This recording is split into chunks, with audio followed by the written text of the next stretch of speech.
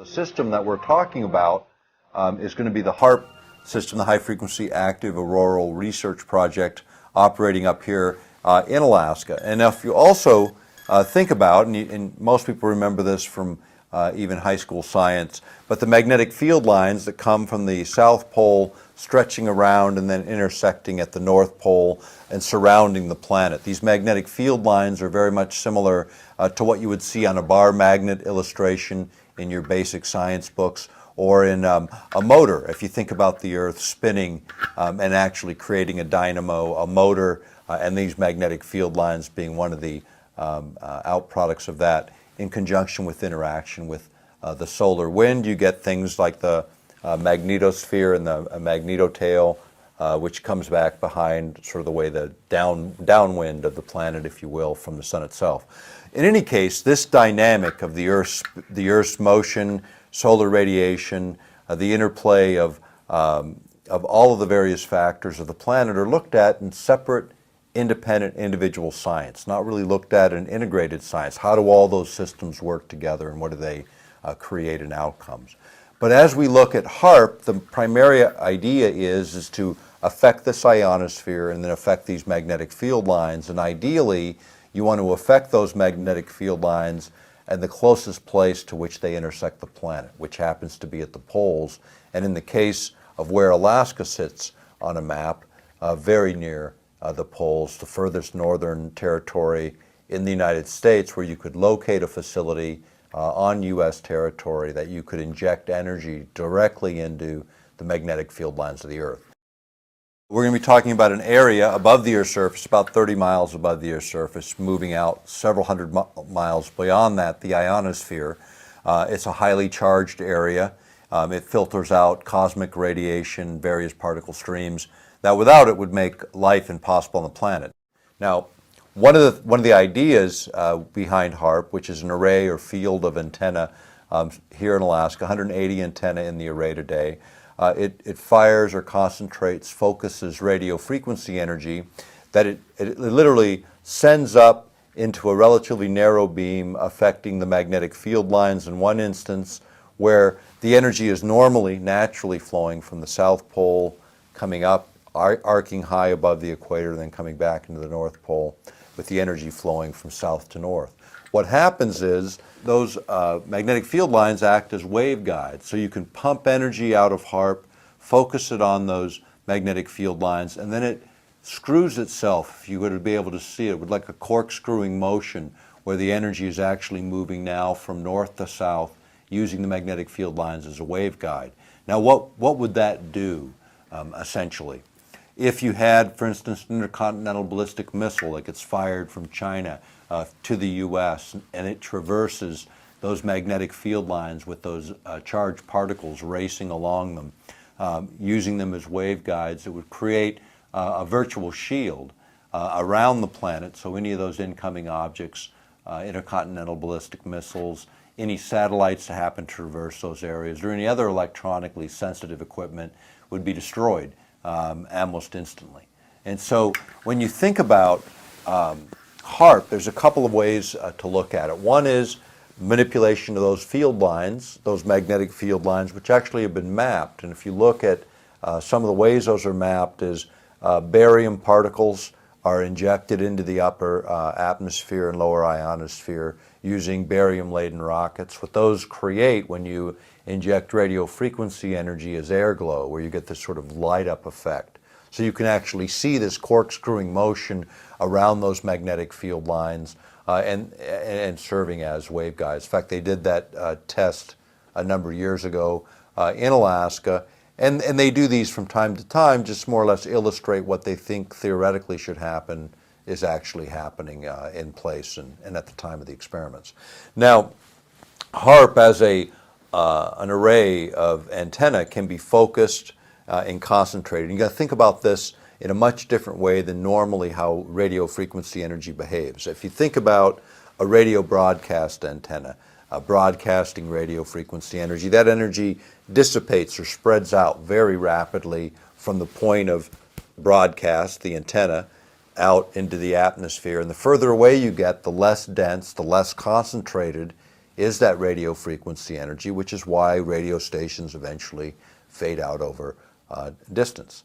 On the other hand, what HAARP does is by firing this array or field of antennas, imagine firing them in such a way as to create kind of a corkscrewing motion, a cyclotron resonance is what it's called, where that energy is then focused to a smaller and smaller area, and as it hits the ionosphere, it becomes concentrated. And think about that in the same way as light coming off of a laser versus light coming off of a flashlight.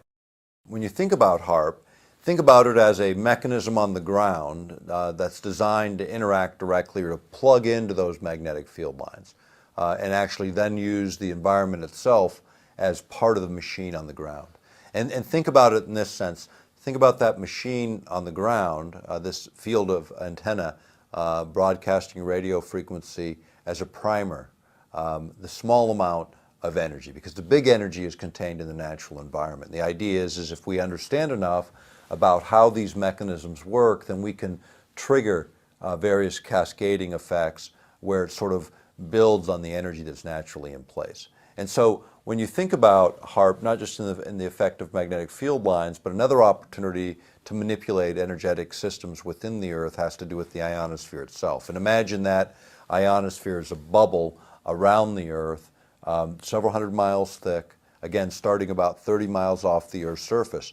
Now, that's a highly charged area, a tremendous amount of energy potential there. In fact, some will remember a number of years ago, there was a shuttle experiment where they drug a tether, a dangling wire through the ionosphere to see what would happen. And energy was picked up as it moved, because when you move something, a conductor through an electric field that's as charged as the ionosphere, it actually begins to move current, which it did. It shunted that current straight into the shuttle and almost blew it out of the sky. Now, the thing that came out of that didn't get widely talked about was the amount of energy produced could be useful, for instance, for keeping a low orbiting space platform in orbit around the planet, being able to charge it up by just tapping the energy by the fact that it's orbiting the planet and moving through the ionosphere would be one way to charge up these kinds of space-based platforms, whether they were for weapon systems or running low orbiting satellites. But basically moving energy into space in normal, like shuttle payloads, is prohibitively expensive, very difficult to pull off to any great degree. But if you could create an energy source sufficient to run these kinds of systems, then you eliminate all kinds of logistical problems, and you're able to keep these things aloft for great deals of time. Part of the HAARP idea was if you could focus radio frequency energy, you could even concentrate it and send energy directly to these same kind of low orbiting space platforms, as an example. One of the other thoughts with HAARP systems are the actual heating of the ionosphere. And when it's heated, because this energy is concentrated, what happens is the ionosphere then lifts up, moves out several hundred kilometers. Now imagine if you're a satellite drifting through space where there's no atmosphere, and all of a sudden you hit a column of atmosphere. What will happen is it creates friction, and that friction causes that satellite to burn up, and all of a sudden you got a satellite down. When you turn the instrument off, everything goes back to normal, and you have plausible deniability on a satellite going down because nobody knows this kind of technology generally exists.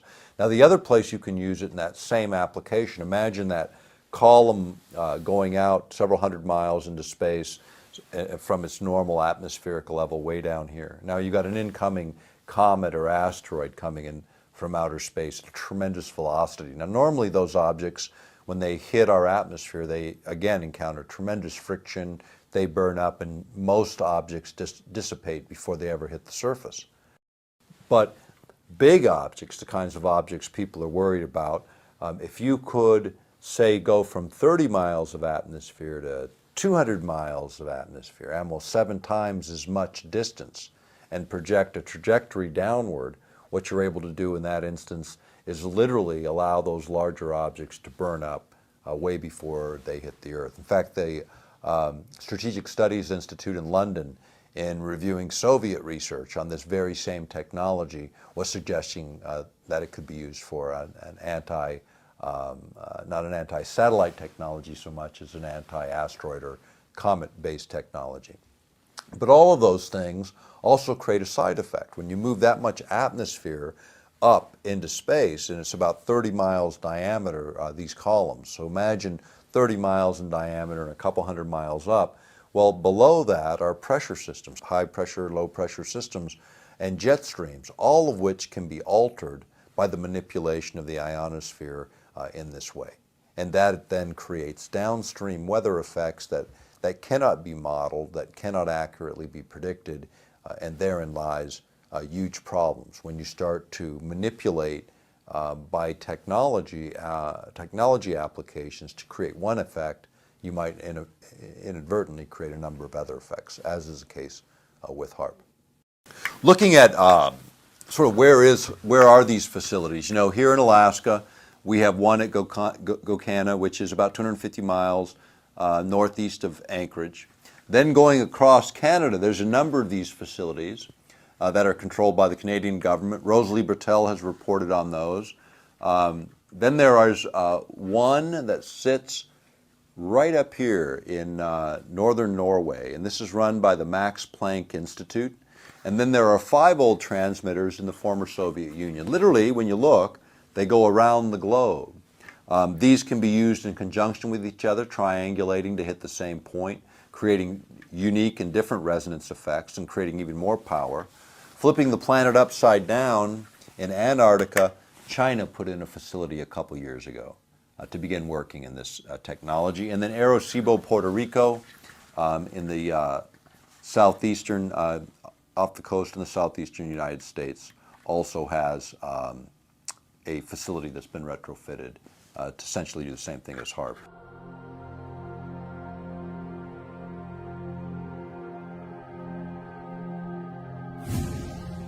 Ionospheric heaters, which are what these were previously called, actually originated in the former Soviet Union. People remember them from the 1970s when they created what was called the woodpecker signal, and it was exactly as it sounded. It was this weird static that was rhythmic and coherent, man-made. Ham operators picked it up all over the world, and because they could triangulate where it was coming from, they isolated the location of these 5 transmitters in Russia, or the former Soviet Union. And those transmitters were associated with health effects in Oregon, power failures in central Canada, and a number of other anomalous phenomena in the 1970s. And those were the predecessors of HAARP. It's the very same technology with a modern twist. The old transmitters would take 15 minutes to reset the frequency because you had to readjust all these antennae. Now, with HAARP, it's done in milliseconds by adjusting the software. So very efficient. You can change things. You can cause them to do different things. It's not a big project in terms of reset. And it's a small expenditure. I mean, HAARP they've spent $100 million on, which in military terms is like cab fare. You know, it's like it's not even cab fare. It's the snowflake and the pile of snow out front, you know, that we walk through in the course of all this. But when you look at the impact of each of these technologies that we've touched on today, it's not the same game anymore. These are earth-shaking technologies, the very technologies that will either transform or enslave.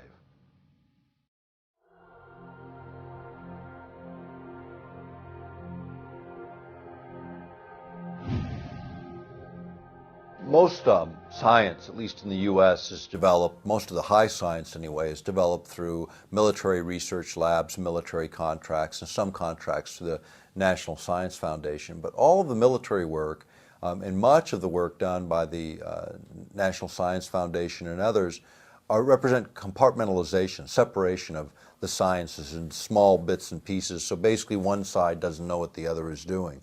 In fact, the first paper I ever presented at 19 was on the contrasting sort of our approach of compartmentalization in our approach to science and the Russian approach, or the Soviet approach at that time, which was to use generalists, to take people from all disciplines, integrate them into the same room so that you could develop the higher ordered thinking, because then you brought all of these various disciplines, even when they didn't seem to fit, you brought them together and they tended to feed off of each other in a way that built better and more comprehensive science. In fact, as it relates to electromagnetic exposures, the science developed in the Soviet Union said, and they set the regulations, not that they enforced them, but they at least had them on the books, they were 1,000 times more stringent than the U.S. standards in the same areas because of that integrated approach. When you look at the productive capacity of the USSR during the Cold War, they couldn't produce their way, into an outhouse. It was a mess. But what they could do is compete on science. And the way they competed on science with us, and were able to not only excel in some areas, surpass us in others, and stay up with us in most, was by integrated science, as opposed to compartmentalization. It's cheaper, it's more efficient, and it yields usually better results. On the U.S. side, we do the opposite. We continue that model of compartmentalization to the detriment of really good science, and at a huge, huge economic cost. The duplication within that system, the cost of man hours within that system, and the waste that's created in that system. Now, what does that all mean in the broader context of global science? The U.S. spends in the regular defense budget somewhere around $700 billion a year, which is a big number. We've got a couple wars going on top of that. The Chinese spend about 70, 80 billion is what our intelligence tells us, at least that's what's publicly released. When you run inefficient science, and the Chinese don't run inefficient science, they steal everything they can that's already been developed and then take it from there. And they do it at rice bowl wages. They're not paying top flight scientists $250,000, $500,000 a year in salary and benefits. And they're not paying Davis-Bacon wage rates to build ships. They're building them for a bowl of rice.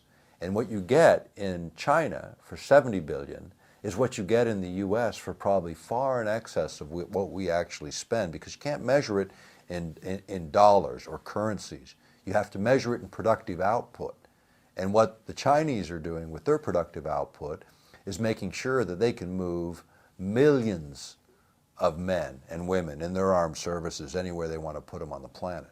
That's what's going on there. That for every ship they build, we think about it because they actually build hardware and they build it faster than virtually anyone on the planet. And it's causing a lot of concern, because when you start to think about how does all this play into the geopolitics of the planet, climate change and energy and the issues that we've been talking about the last couple of days, they really do fit together. China is moving to energy independence.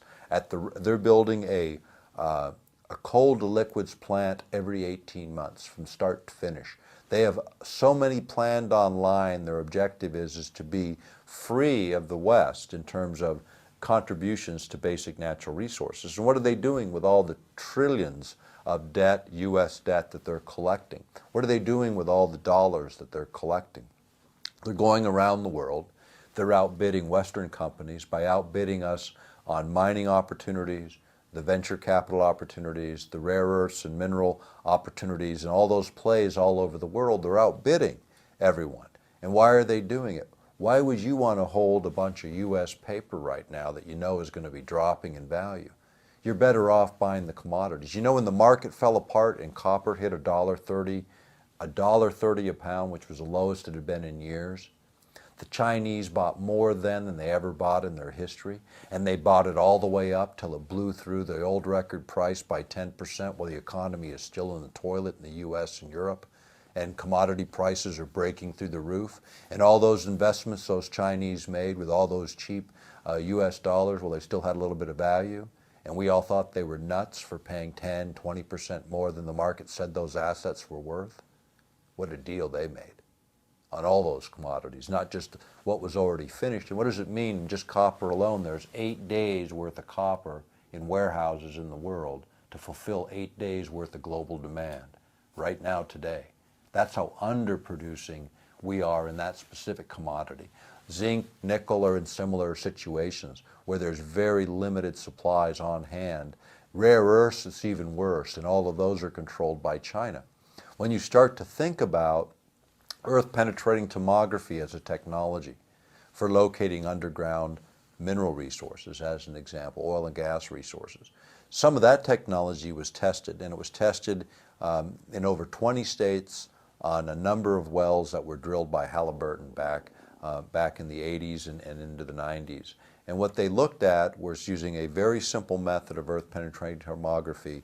They were able to look and with absolute 99.9% accuracy, grade and quantity and quality of oil and gas layers through the earth, matching up perfectly against actual drill logs from when they physically drilled those wells using this type of technology. Now imagine, and remember what we were talking about earlier about the public owns energy resources in most instances. In Alaska, in all instances, are publicly owned. But if you could with certainty image the underground geologic structures and know exactly where oil and gas is, now you no longer have risk associated with the drilling activity, which is why everyone says, we ought not to be in the energy business. But when you can define where those deposits are, then you can maximize or optimize what you get on a lease, because now everyone has good information. People want to bid on that lease competitively. You're going to optimize the public's return on those resources. So using our technology for doing some things maybe makes a lot of sense, but there's lots of ways to do earth-penetrating tomography and to identify those mineral resources and oil and gas resources. HAARP is one of those technologies that perhaps we could use in this way.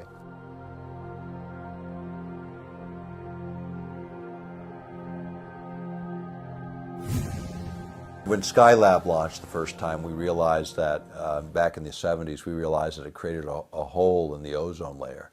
And everybody watched it, and they said, oh, after a few hours, it all filled in and everything went back to normal. But think about this now. I mean, think about it as a practical matter. The Earth is turning, you make a hole, everything's moving, eventually it gets filled in, or it appears to get filled in. Maybe it did, maybe it didn't.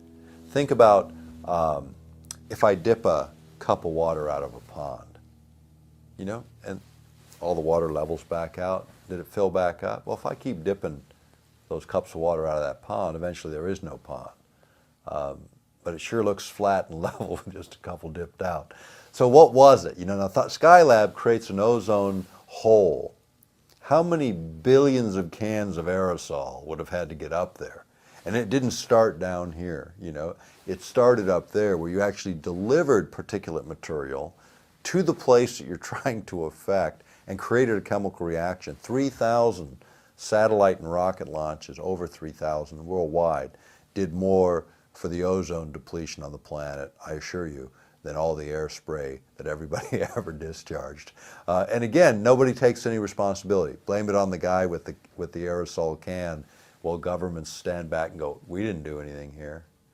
This is the problem and the arrogance of it all. And often it's the case where the other guy is blamed for something that our own government has done. In fact, if you look at environmental issues generally, virtually all the Superfund sites, 90% of them, are government sites where the government made the mess, and then the rest of us get to clean it up. Now we're experimenting with science that's much, much different than leaving a mess in some local location on the ground. We're manipulating the entire geophysical systems of the planet and trying to learn how to do it better, how to dial it up a little more efficiently, how to control those outcomes with a more precision and a more higher resolution as our science advances.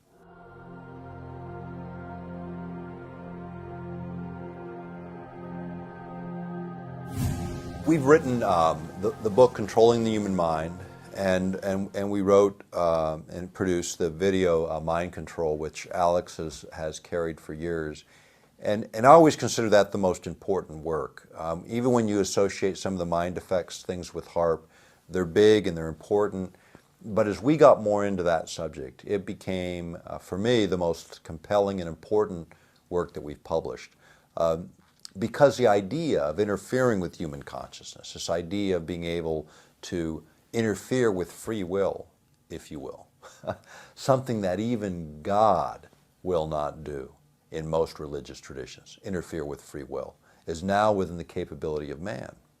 Should man do it? I say absolutely not. Again, thinking about personal liberty and personal freedom, the basic premise of the First Amendment of the Constitution, the right of free speech, the right of assembly, the right of free expression of religion, all of those presuppose a fundamental right, the freedom to think.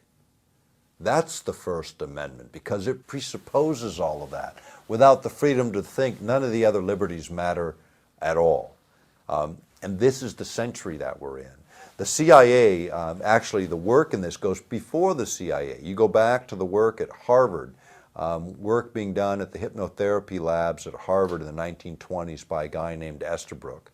And Estabrook had this idea that you could create what we would call today the Manchurian candidate, some super spy that would be pre-programmed to do destruction or gather intelligence, and if captured would have absolutely no knowledge of any of it. Well, he started this work in the 20s. By the 1930s, his work was classified. By the 1960s, the material he had published, he acknowledged that he created these super spies, that he spent 9 to 10 months, and 1 out of 5 people were subject to this level of programming, where he would subject them to 9 to 10 months of programming where he literally split the personality into 2 separate human beings within the same body, programming one to be the super spy where they could function in another country without detection, and if captured would have no memory of their true self. And yet when they returned to the United States, this altered consciousness could be re-triggered to remember everything they collected in the foreign country and their true self. The problem is you can't put Humpty Dumpty back together again. Once you fracture a human being in this way, you've effectively destroyed them forever. He believed this was a good idea, and he advanced this technology. And the same material that he published advancing the idea that using LSD to alter people's consciousness for mind control experiments was legitimized and reasonable and a good thing. That's what he wrote in his published work. At the same time, the Central Intelligence Agency later was revealed to be experimenting with LSD on 8,000 men and women in the armed services alone, not to mention the civilian sector. This came out in a congressional report that was on activities within the CIA right after Watergate. Remember Watergate, there's ex-CIA operatives breaking into this building for the bagmen of the Nixon administration. Well, there are no ex-CIA guys, number one, unless they're dead. And number two, the fact is when they got caught, what they got caught doing were mind control experiments. The church committees and the Congress actually heard the testimony as the CIA busied themselves shredding the documents because they acknowledged over 140 programs under MK Ultra and its sub-programs that were directly involved in the manipulation of human behavior using chemical means and electromagnetic means. And one of the organizations they worked through at the time was the Mankind Research Association, operated out of Bethesda, Maryland, which was a front for Navy intelligence organizations and the Central Intelligence Organization developing mind control technologies and an understanding of what those would be about. More than a Manchurian candidate, manipulating people over huge geographic areas for very specific outcomes. At the same time, they were engaged in a great deal of research on what they called paraphysics or parapsychology or ESP in those days. A number of those reports prepared as far as our analysis of Eastern Europe that were eventually released under Freedom of Information Act are posted on our website. And you can go and look there and you'll see hundreds of pages of these declassified documents. They're heavily redacted, lots blacked out, but you get a general sense of what we were doing. And here's what they discovered. And it's not in the published work. It's not in the other videos. It's not in that material. But here's the conclusions after all of it. And I met the Northwest field director, got to know him real well over the years, of the Mankind Research Association, the kind of stuff they were doing back in the 70s. And he kept his data. He's got a great box of data talking about all of these experimentations. And what they concluded was that extrasensory perceptions, these odd little things that people could do, were real. Not in all instances, but in enough instances to cause them some alarm, military planners. Because what also they discovered is that human beings generally have these innate capabilities that we used to call extrasensory perception. Some have referred to as gifts of the spirit. They come by a lot of different names. But what they are is natural attributes of what human beings are. We're created in the image of a creator. That means more than how we look. It has to do with what we are. And what we are very capable individuals. But in order to reach those higher capabilities, in order to reach those higher states of awareness, in order to actualize your full potential as a human being, you have to be able to slow the mind. You have to be able to create a situation where the mind, if you were to look at it with an EEG and look at the brain activity, you get very coherent, very rhythmic patterns, the kind associated with the emotions of love and empathy and compassion. Same kind of patterns show up. Higher ordered thinking is associated with these coherent patterns, these rhythmic patterns. Fear, flight responses, anger, hate, you get incoherent patterns all over the map at a higher amplitude, at a higher pulse rate that indicate agitation, confusion, the inability to think. What we do know is that in states of fear, worry, and anxiety, you cannot ever reach your higher capacity as a human being. So the easiest mind control technique, keep people in a state of fear and worry and agitation, and we're defeated before the first volley is fired. That's not what we need to be about. You know, when you think about it, when you're walking confidently, consciously doing what you know you're capable of doing, how empowering it is to step into each act that you take on as a human being in a productive and meaningful way, without fear, without worry. It's when your mind falls into what some call that zone that the athlete knows and the artist knows and every one of us knows in those instances where those sparks of creativity come through. That is our normal state of consciousness.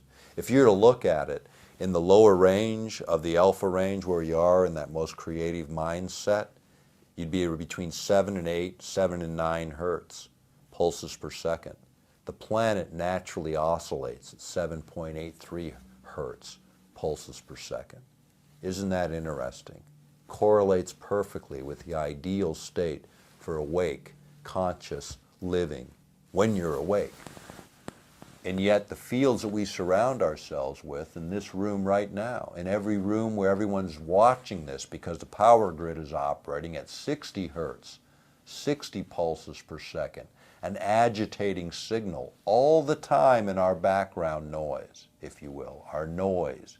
Because think about it, in a crowded room, all the noise you hear and you're having a conversation with your friend, and you block out all that background noise.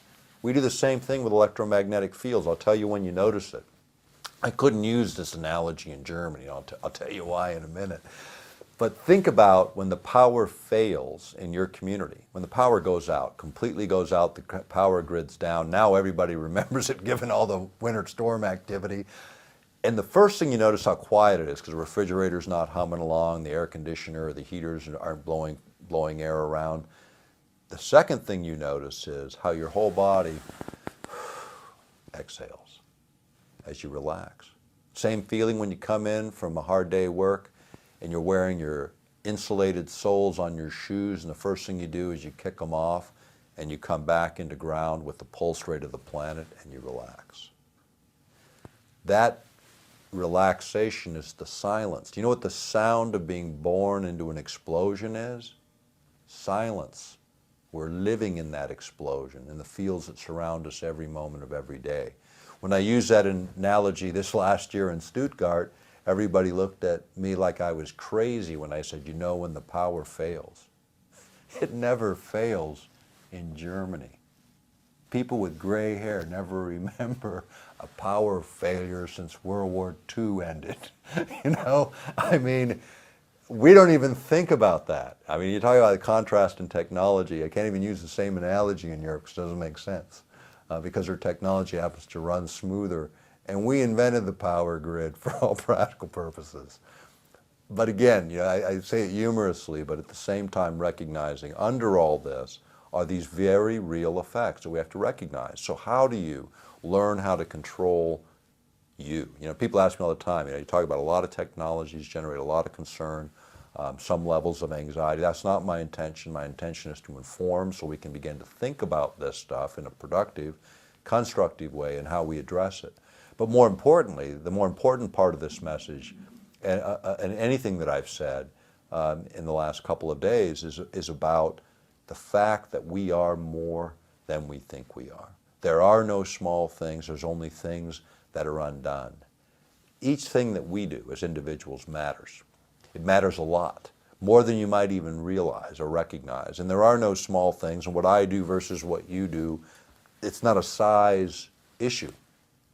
It's getting the work done. All of us have a sphere of influence, and we need to assert ourselves in that sphere of influence. What that means is it might mean that we have a conversation with our family or our close friends. We don't feel any anxiety having done that. When the anxiety creeps in, back off. Think about what you're doing. It should be like breathing if you're working outside of fear and outside of worry, and you're working in a way that is possible, where you acknowledge it's possible. Do what you know you can do to further your version and your view of the truth, and do it in a respectful way, and do it with confidence. And don't lift the burden if it's too heavy. There's someone else that'll lift it for you, or lift it with you. But do something in favor of what you believe to be right and true, whether it's on any of the issues we've covered today or on some other issue, but something that you care about and recognize there's a billion other people doing the same thing, and we're not waiting for an organization to form. We're already standing in it. It's called the human race. Participate in it. Be what you were created to be, and assert yourself in the world today by affecting change, by direct action, in a respectful and rational way, and without fear and without worry, because that is the zone in which things can happen. Fear is the adversary. It has always been the adversary, and it's the easiest method of controlling human behavior.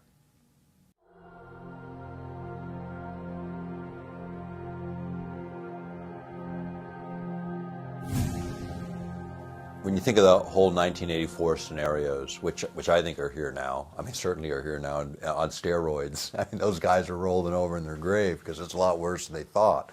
Huxley, he wrote Brave New World, and the essay most people missed of his was one of the very last ones he wrote, which was Brave New World Revisited. When he went back and sort of looked at it and said, oh no, it's 40 years ahead of where I thought it was. Now this is in the late 1950s, and I think he died in 62 or 63. So the very end of his life, and the things that are the most important to read aren't what somebody wrote early in their career, it's what they wrote at the end, sort of how they evaluate. When I look at studying someone's work, I start with the last thing they wrote and work my way backwards, because there's the pinnacle of their knowledge. And Huxley's pinnacle of the knowledge was the last warning, the last shout in the movie theater saying, hey, it's 40 years ahead of the game, and it probably isn't going to be chemistry that does it. It's going to be something else. And it's the electronics of this century. It's the tools that we've been talking about misapplied to the population. Those are the things that are causing Huxley today to roll over in his grave, because even that warning was 40 years too old. I mean, that warning in the late 50s and his conclusion then was nothing compared to what has emerged in the 21st century and what came out of the last century. This technology to change not just our emotional states, but the way we perceive the world, already exists on the planet. New breakthroughs are being anticipated by military planners. This last year, 2010, DARPA let 2 contracts, University of California, for developing methods and means for creating electronic telepathy, where we can electronically transfer thoughts into the mind of another person in a way that they cannot distinguish the artificial from their own. Now think about that in the 21st century. If you can create a complete memory set, one of the stated goals of Air Force planners, to complete a complete memory set that you cannot distinguish the real from the fiction, is that the witness you want on your trial in the courts of the 21st century? The guy who can swear by that memory, and yet that memory is as false as a $3 bill. That's the technology of this century. It'll challenge the very institutions that we depend on for justice, for liberty, for freedom. Synthetic memory. It's being even played off in terms of Gulf War syndrome and in terms of the shock that people come out of the war with. You know, the shock, the fear, the memories, the post-traumatic stress syndrome that boils out of these war efforts. And so what are we hearing about? Ways to wipe the memory clean so people can forget all those bad experiences. Do they really go away, or do they just get driven deeper into the subconscious where they do their real work at breaking down the consciousness of a human being, where they can't get played out, they can't get worked out, they get suppressed, and suppressed conflicting ideas are the root to a lot of the psychosis we see in the world today. This is the solution of military planners. Wipe out the memory of the gladiator so they don't know what they did. And somehow that will excuse the behavior and save that person's soul. No, it won't. It'll mask the pain and let it break out in some weird, irrational way, because that's what happens when you suppress these kinds of memories. Secondly, maybe we want these guys to remember what they did because maybe some of the things that they were directed to do they shouldn't have done in the first place. Maybe the memories that they have of the abuses that we inflict on others are memories that somebody ought to be testifying to someday, instead of bearing, because now we have a technology that can mask the behavior of our troops in combat. That's not the answer. In the past wars, the wars that our fathers fought and our grandfathers fought, when they returned from battle, the stench of death was still in their noses, and they worked hard to avoid wars and future wars, to save the next generation from experiencing the same trauma they did. Trauma is the outcome of war, but it also makes us as human beings resist war, make it our last effort, not our first effort. If we take it out, we make it neutral, where there's no pain, there's no residual memory. It becomes easier and easier to inflict war on others. It becomes easier and easier to use that as the solution rather than diplomacy and fair play. Is that what we want? Is that the reflection of American values we want our military, paranoid closet planners to engage in for us? Or do we want them to uphold the values, instill those values on the next generation of military planners, so that American values are what's projected to the world by our example, not by our hidden agenda?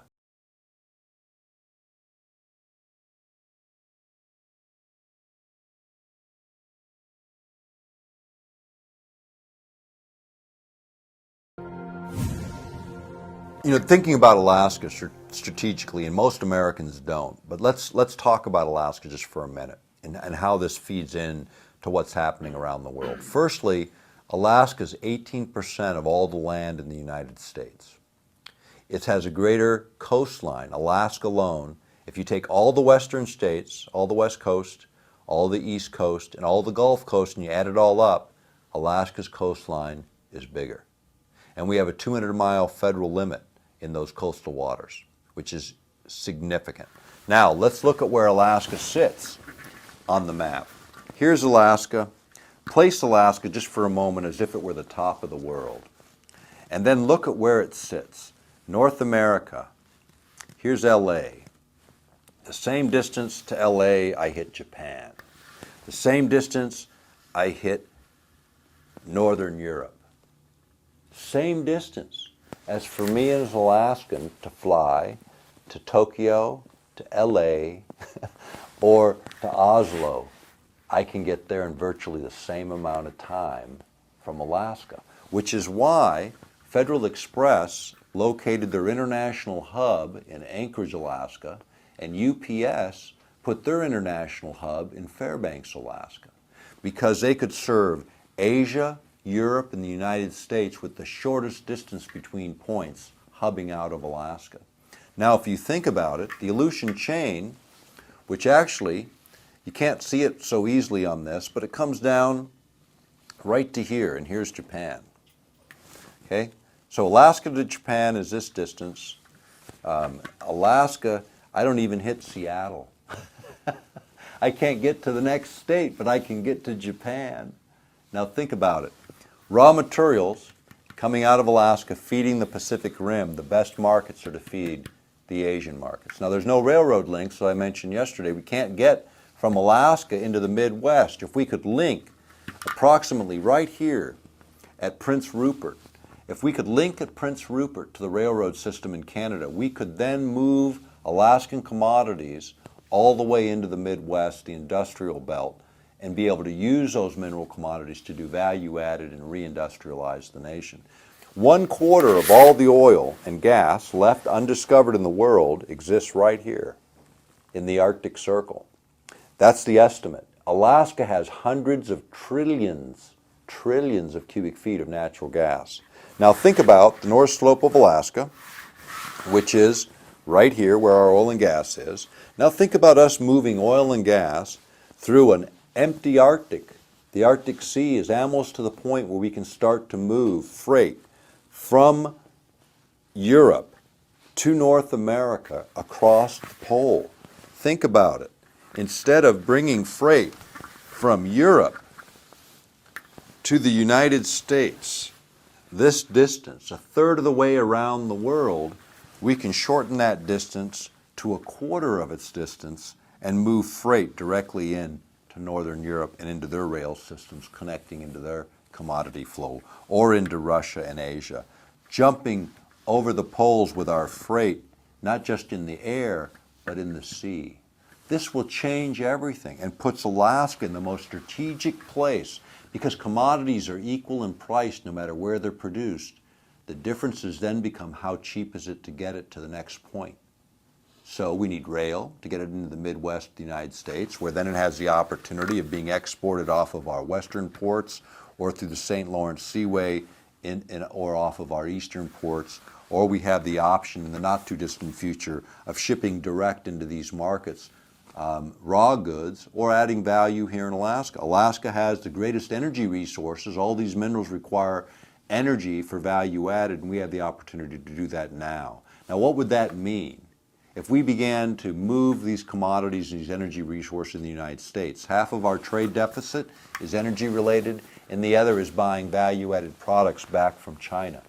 If we could eliminate 50% of our trade deficits by eliminating imported energy, we strengthen the dollar again. We reinvigorate our economy again. We now have a domestic supply of energy, and we keep our money rolling in our own economies. The same is true with value added to our commodities. We have an opportunity to take a big chunk of our economy back from the rest of the world, embed it back into our nation, and use the advantage that we have. Alaska is the stepchild. Recognize our state. Recognize this place as an incredible opportunity for Americans to be liberated by looking at the balance sheet. Think about it. We always talk about the profit and loss statement, the income and expenses of the nation when we talk about the debt and how we're going to fix it. It's always about the taxpayer and putting it on our backs. The balance sheet are the assets of the nation, which includes our energy resources, our mineral wealth, our force, our public lands. How do we make them pay in a way that offsets the Treasury demands against the taxpayer? Get full value for our commodities. Make sure those multinationals pay money here, because here's what happens, and we play it out in Alaska every year. Here we have oil and gas that the nation needs, and we have a pipeline that can run it down to Valdez, and the pipeline is running at 616,000 barrels a day today. It's designed to handle 2.1 million barrels. Why aren't we moving U.S. oil through a U.S. pipeline?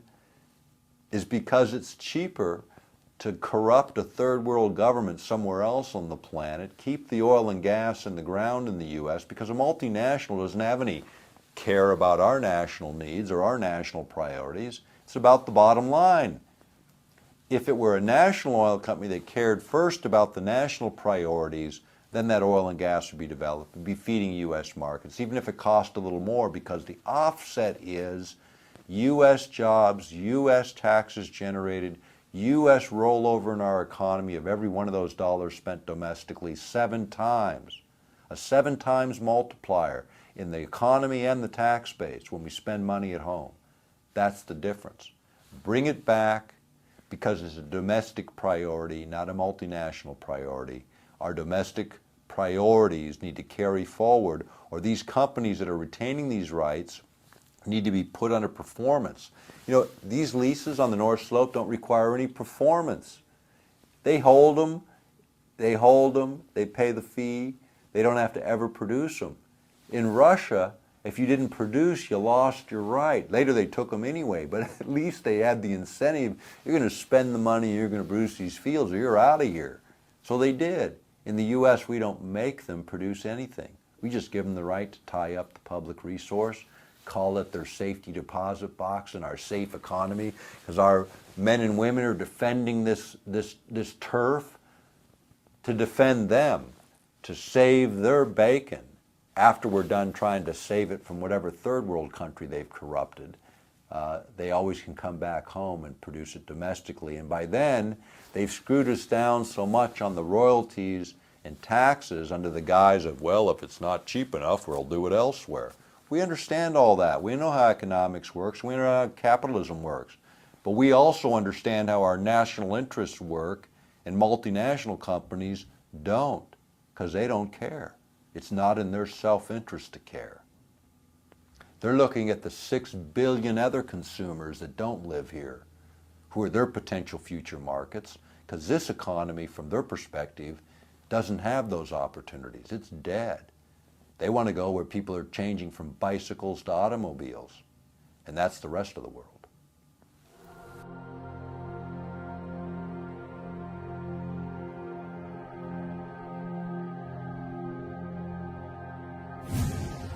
People have asked me, about my father. He was lost on a plane with Hale Boggs in the early 70s.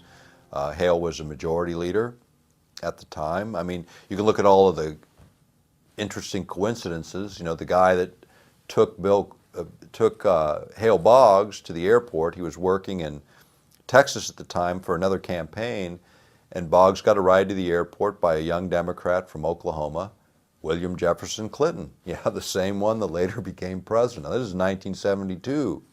Now, Boggs gets on the plane, he goes to D.C., makes a connection to Alaska, comes to Alaska, gives a speech, breaks the story a little bit about what was coming. We didn't know, it wasn't known as Watergate then, it was just this big scandal that he mentioned. And the next day he gets on a plane flying to Juneau from Anchorage and disappears and never heard from again with my father. Now, Boggs was on the Warren Commission. He wanted the Warren Commission reopened. He was saying so around that time. 6 months before, he had called for the resignation of Hoover, who he believed absolutely corrupt. Because of his own perversions, Hoover's, he used knowledge to blackmail the Congress. He had the inside track on every congressman because he had tapped their phones, intercepted their mail, basically violated all their personal privacy rights. And this was the leadership of the country, for goodness sakes. This is our entire Congress that he corrupted so that he could maintain his position in the FBI. Boggs wanted him out.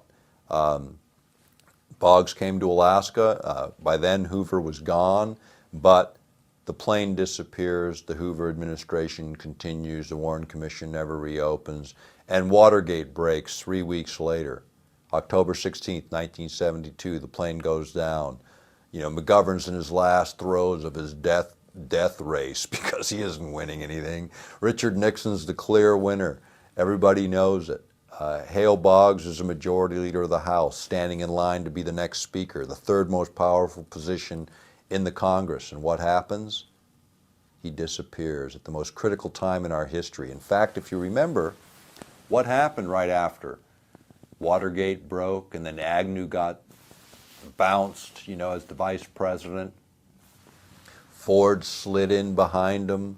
Nixon resigns. Ford moves up. Ford pardons Nixon, and Rockefeller rolls in as the vice president. And then, if you remember, it was, I think it was Squeaky Fromm, wasn't it Squeaky Fromm? It was one of the Manson girls that takes a pot shot at Ford to knock him off because she wanted him dead, and who would have been president? Rockefeller. Now, isn't that interesting? Talk about conspiracy theory. How about conspiracy reality? That's how it played out. Everybody's forgotten it. If you're not 50, you don't remember. But a lot of us remember when all this happened and it played out. Now, Boggs is off the scene. Carl Elbert is the speaker. Carl was an alcoholic. I mean, he's come to my house all the time, talk to my dad. The guy could barely sit on a bar stool and he was Speaker of the House. You know, those were the days when you got stopped by the police for drunk driving and they said, hey, drive on home and sleep it off. You know, it was a different world in a different era. But Carl Elbert was not in a position at that time to step into the President of the United States. What I think would have happened had Boggs lived, Carl Elbert would have stepped down, Boggs would have stepped up, they would have got rid of Agnew and Nixon at the same time, and the third in line to be president would have been, and that would have been Hale Boggs, and the whole game would have changed in this country. And personal freedom and liberty would have been restored then, instead of going into disrepair even further now. Now, Dad brought Boggs to Alaska to campaign. Dad had that campaign in the bag. He brought him here to show him, to talk about the same issues, many of the same issues that we've talked about over this video. The idea that Alaska has this tremendous potential for the United States that ought to be realized. This was right before the native land claims, the biggest settlement in indigenous history in the United States. As a freshman congressman, my dad got passed a 44 million acre land transfer to indigenous people intact with mineral rights, oil and gas rights, energy rights, timber, surface estate, water rights, everything intact. And they moved that over along with just under $1 billion in 1971, the first year he was a member of Congress as a freshman. Now, people say freshmen can't get anything done. I know personally they're wrong. My brother Mark is a freshman senator, 2 years in the job. He's the fifth ranking Democrat in the U.S. Senate and the only member of the U.S. Senate without a college degree. He did it in 2 years because he knows how to work hard, stand for something, and do something. Now, Mark and I don't agree on everything, as brothers never do, but I can tell you this. He's as committed to public service as I am. We have a different way of expressing it. But his risk at getting something done is as greater as they've ever been. You know, when you think about congressional deaths, you know, you think about my dad's, what happened is they found out in 1993 through FOIA requests that the military actually knew that my father or somebody at that crash site was alive. 2 people were alive, according to the FBI records that eventually got released. 2 people were alive at a crash site that has never been found. Crash site's never been publicly identified, nor has the people who were alive at that site. Lost in the shuffle of bureaucracy. The documents we saw that roll call, prestigious publication in D.C., got under a FOIA request, Freedom of Information Act request, all the key names were redacted. When we went after the data from the military, the Air Force overflights, the data that was developed for the biggest air and sea search in the history of the world, and all the records they told us were destroyed. A few months later, because we raised a lot of heck over that, a few months later, mysteriously on my brother's doorstep, a pile of boxes with all those original documents, not redated. Gee, they hadn't been destroyed at all. We've been lied to again.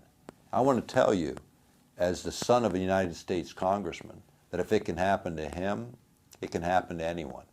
That's why we need to get into this fight and engage our government. It shouldn't happen to anyone that our risk to our personal freedom, to our life, should be at risk as people give up their private life in order to carry on everyone else's. In the case of Wellstone, many remember his plane crash in Eveleth, Minnesota. You know, it just happened to be the same town my dad was born in. My uncle was a mayor there, was a state legislature there. Coincidence? Kind of interesting. Do you remember Carnahan, the senator before him that died in Missouri? That was the anniversary date of my dad's disappearance, October 16th. You know, is it coincidence? Maybe so, but it certainly begs the question, you know. I mean, how many people die in plane crashes? My brother beats Ted Stevens in an election. Ted Stevens dies in a plane crash a couple years later. What people don't remember is he was already in a plane crash before where his first wife was killed, died in a plane crash. People forget about it. Mike Gravel's wife died in a plane crash. People forget about it. You know, people forget about all of this, and yet it keeps happening. And people say, well, you know, Politicians fly a lot, you know, that plane crash is a little disproportionate to the rest of the population. How about business travelers? You want to talk about people flying a lot. It seems to be one of the hazards of the job that congressmen and senators seem to die in plane crashes when they're about to make some of the biggest changes that the country needs. So, having said it, there's always risk involved, I suppose, in public service. But the questions become is, what risks are we taking as citizens? And what risks should we take? I mean, at least we should have our voices heard. At least we should speak out. At least we should participate in the activist organizations that we believe in, as long as they're functioning on reasonable, value-based approaches. I mean, violence isn't the answer. Certainly not the answer right now. That's the excuse the government needs to finally shut down what little is left of our personal liberty. Let's not give them that, but let's stay in the fight and let's see what we can do together. Maybe we can, I believe we can, continue to make a difference as we actualize our own potentials and engage the fight from the standpoint